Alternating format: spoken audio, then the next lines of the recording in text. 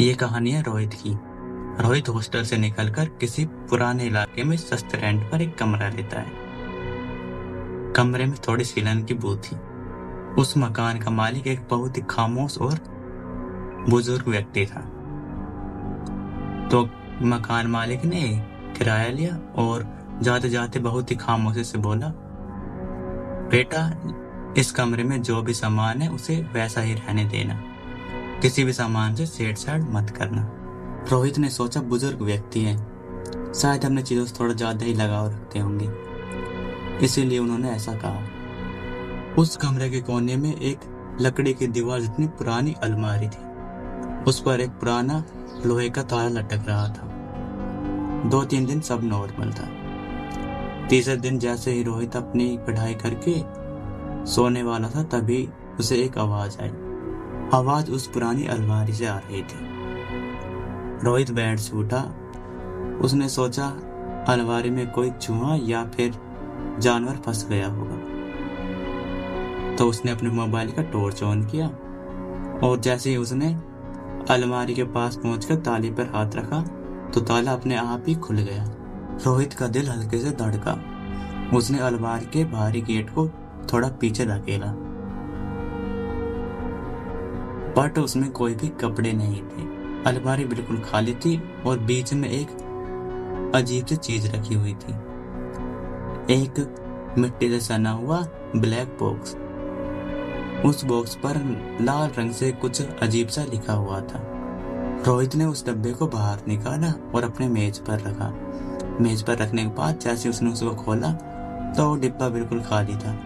रोहित ने सोचा कि कोई खाली डिब्बा वैसे ही यहाँ पर रखा होगा, तो वह उस डब्बे को वैसा ही मेज पर रखा हुआ छोड़ देता है। बट उसे नहीं पता था कि उसने किसी अनजान ताकत को आजाद कर दिया था। अगली सुबह जब रोहित उठा तो उसे कमरा थोड़ा बदला बदला हुआ लगा। कमरे का रंग जो कल तक ब्राइट था वो अब थोड़ा पीला सा हो गया है और धुंधला धुंधला दिखाई दे रहा है। बट सबसे अजीब बात, जो रोहित की पेट कैट थी, जो हमेशा उसके पास बेड पर सोती थी, वो आज उसके पास नहीं थी। वो किसी कोने में बैठी थी। उसकी पीठ दीवार से लगी थी और उसके बाल खड़े थे। वो लगातार उस खाली काले बॉक्स को देख रही थी। उस कैट का नाम लकी था। तो रोहित ने लकी को बुलाया कि लकी इधर आओ, लेकिन लकी ने रोहित की तरफ देखा भी नहीं।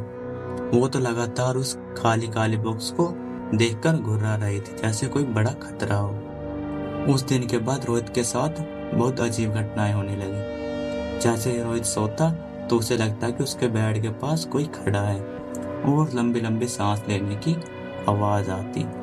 पर जैसे ही वो आंखें खोलता तो वहां कुछ नहीं था। बट सबसे अजीब चीज थी उसकी परछाई।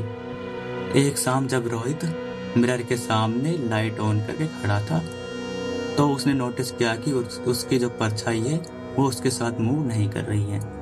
उसने अपना राइट हैंड ऊपर उठाया, बट उसका परछाई में लेफ्ट हैंड ऊपर था। और सबसे अजीब बात, उस परछाई का सिर धीरे धीरे रोहित की ओर घूम रहा था, जबकि रोहित मिरर में बिल्कुल सामने देख रहा था। रोहित ने तुरंत लाइट ऑफ कर दी। वो कांप रहा था। उसे लगा कि वो ज्यादा थक चुका है, जिससे उसे ऐसा लग रहा है। अगली रात रोहित ने तय किया कि वह उस काले डिब्बे को वापस अलमारी में बंद करके रख देगा और सुबह होते ही मकान मालिक से कहकर ये कमरा खाली कर देगा। बट जैसे ही वो उस बॉक्स को बंद करने की कोशिश करता है तो वह बॉक्स बंद नहीं हो रहा था। तभी उस डिब्बे से एक अजीब सी आवाज आई, वो बिल्कुल धीरे, अब ये डिब्बा बंद नहीं होगा रोहित, हम बाहर हैं। उसने घबराकर डिब्बा जमीन पर रख दिया। उसने देखा कि डिब्बे से एक बहुत ही काला साया बाहर निकल रहा है, जो धीरे धीरे पूरे कमरे में फैलता जा रहा है। उस वक्त कमरे की लाइट तेज तेज जलने बुझने लगी। कमरे में एकदम अंधेरा हो गया था। रोहित जल्दी से दरवाजे की ओर भागता है और जैसे ही वह हैंडल पर हाथ रखता है और दरवाजे को खींचने की कोशिश करता है तो दरवाजा नहीं खुलता। ऐसा लग रहा था जैसे दरवाजा जाम हो गया। उसने बाहर अंकल को आवाज लगाई, अंकल दरवाजा खोलिए, बट बाहर से कोई भी जवाब नहीं आया। वो कमरे की दीवार के पास अपने सिर पर हाथ रखकर बैठ गया और अपने मुंह को ढक लिया। उसने सोचा कि सब कुछ बिल्कुल ठीक हो जाएगा, सुबह तक मैं ऐसे ही रहूंगा। तो धीरे धीरे सन्नाटा बढ़ने लगा। रोहित को लगा कि सुबह हो गई है, लेकिन जैसे उसने आंख खोली तो उसकी आंखों के सामने एक नीली रोशनी आ रही थी। सामने मकान मालिक खड़े हुए थे। उसके हाथ में वही पुराना लोहे का ताला था।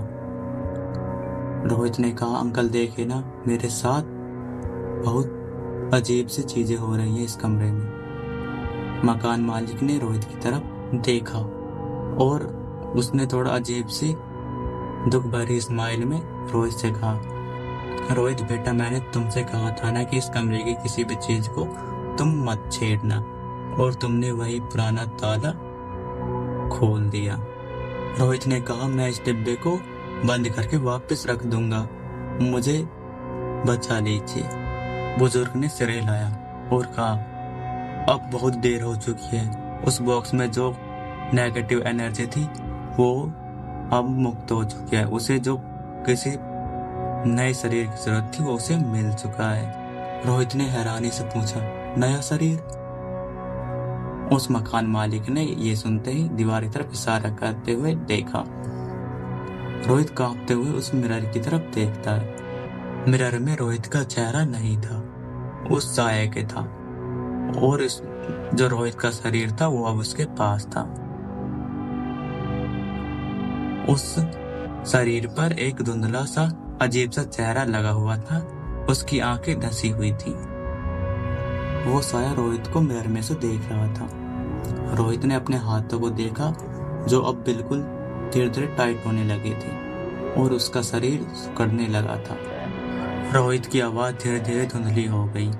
उसका पूरा शरीर 6 इंच के डिब्बे में समाता जा रहा था। मकान मालिक नीचे झुका और जमीन पर रखे उस काले डिब्बे को उठाया और बिना किसी मेहनत के उस डिब्बे को बंद कर दिया,